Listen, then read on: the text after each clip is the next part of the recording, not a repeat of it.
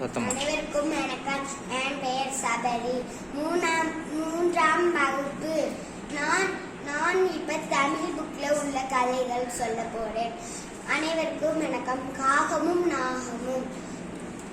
காகம் ஆலமரத்தில் வாழ்ந்துள்ளன. பறவைகளை எப்படி ஆலமரத்துலதான் ஏதாச்சும் ஒரு மரத்துல கூடு கட்டி வாழல, அந்த மாதிரி காகம் ஆலமரத்துல கூடு கட்டி வாழ்ந்துச்சான். அப்புறம் இன்னொரு காலத்துல பாம்பு காகம் இறை தேட போகிறது. பாம்பு தினமும் ஒவ்வொரு முட்டைகளை உடைத்துட்டு போயிடும். ஒரு நாள் காகம் என்ன பண்ணுச்சுன்னா போய் அதோட நண்பன்கிட்ட போய் சொல்லிடுச்சு. நண்பனே எனக்கு ஒரு ஹெல்ப் பண்றியா அப்படின்னு கேட்டுச்சு. ஹெல்ப்னா உதவி பண்றியா அப்படின்னு கேட்டுச்சா.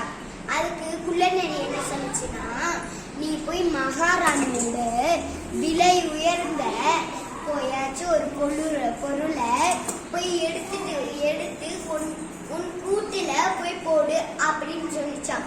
சரி, இந்த குள்ளநரி ஏதோ ஒரு திட்டத்தை சொல்லியிருக்கு போல இருக்கு அப்படின்னு நினைச்சு காகம் என்ன நினைச்சுச்சுன்னா, நம்ம போய் மகாராணி நீராடிக்கிட்டு இருக்கிறது குளத்துல போய் பார்ப்போம், அவங்க அங்கேதான் விலை உயர்ந்த பொருள் இருக்கும் அப்படின்னு காகம் என்ன பண்ணுச்சுன்னா,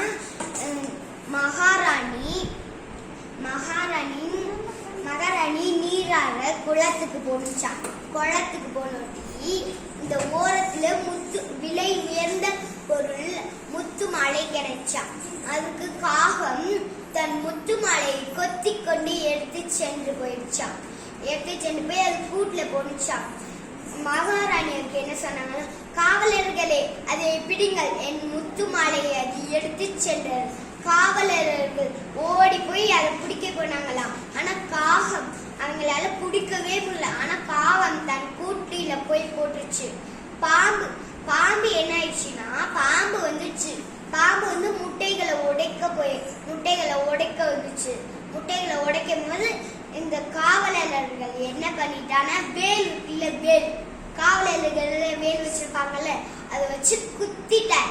அதை குத்தி அந்த பாம்பை கொண்டு காட்டுல போய் போட்டுட்டு அதுக்கப்புறம் அவன் என்ன பண்ணானா, போய் மகாராணிட்ட அவங்க கொடுத்தாங்களாம். அதுக்கு மகாராணி மிக்க நன்றி அப்படின்னு